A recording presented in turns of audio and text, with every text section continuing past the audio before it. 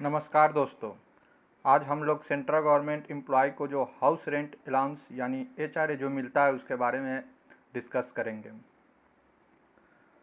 तो house rent allowance यानी HRA होता क्या है? तो इसे आम भाषा में समझा जाए तो एक सेंट्रल गवर्नमेंट एम्प्लॉय को रहने के लिए जो पैसा किराया मिलता है, खर्च मिलता है, वही एचआरए होता है। अब सवाल यहाँ ये उठता है कि सब सेंट्रल गवर्नमेंट एम्प्लॉय को अलग अलग एचआरए क्यों मिलता है? तो इसका कुछ नियम और शर्तें इसको देखते हैं। एचआरए को 3 कैटेगरी में बांट दिया गया है, एक्स सिटी, वाई सिटी और जेड सिटी में।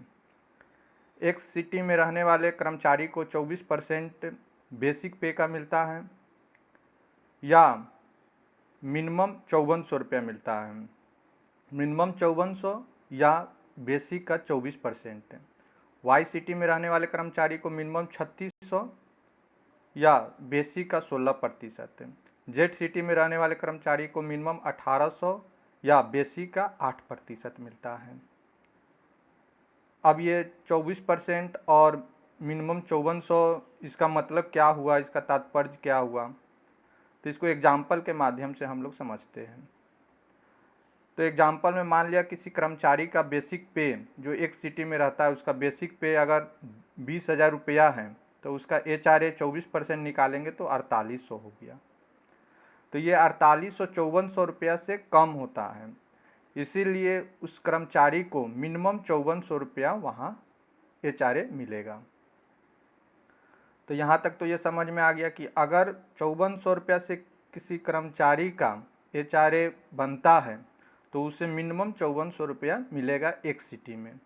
वाई सिटी में उसी तरह अगर किसी कर्मचारी का 3600 रुपया से कम बनता है तो उसे मिनिमम 3600 मिलेगा। और जेड सिटी में अगर मिनिमम 1800 से कम बनता है तो उसे कम से कम 1800 रुपया एचआरए मिलेगा।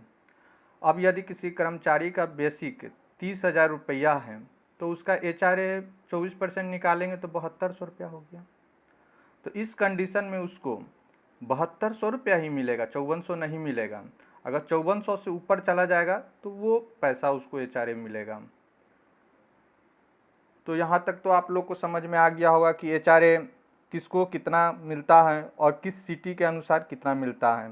तो एक सिटी में 24%, वाई सिटी में 16% और जेड सिटी में 8% मिलता है। अब ये सोचने वाला बात है कि किसी कर्मचारी को सेंट्रल गवर्नमेंट क्वार्टर लेना चाहिए या एचआरए का पैसा लेना चाहिए। तो मेरे समझ से तो इतना है कि अगर आपका बेसिक ज़्यादा है, अगर बेसिक ज़्यादा है मतलब कि 30,000 40,000 के ज़्यादा है तो आप उस कंडीशन में एचआरए का पैसा ही लेना ज़्यादा अच्छा है। अगर 5400 तक आपका एचआरए बनता है मतलब कि 20,000 25,000 के करीब आपका एचआरए है तो उस कंडीशन में सेंट्रल गवर्नमेंट क्वार्टर आपको लेना ज़्यादा बेहतर होगा। क्योंकि अगर आपका एचआरए ज़्यादा बनता है मतलब 10,000 रुपया बनता है, 15,000 रुपया बनता है तो आप प्राइवेट में कहीं मकान ले सकते हैं तो वो आपको कम भी किराया में मिल सकता है। इसीलिए अगर ज़्यादा एचआरए बनता है तो उसका पैसा लेना ज़्यादा अच्छा है। अगर कम एचआरए बनता है तो आपको क्वार्टर लेना ज़्यादा फायदेमंद है। तो उम्मीद है कि आप लोग को एचआरए के बारे में समझ में आ गया होगा। इससे और भी कोई जानकारी चाहिए तो कमेंट बॉक्स में हमें कमेंट करें। तो अभी के लिए इतना ही। Thank you very much.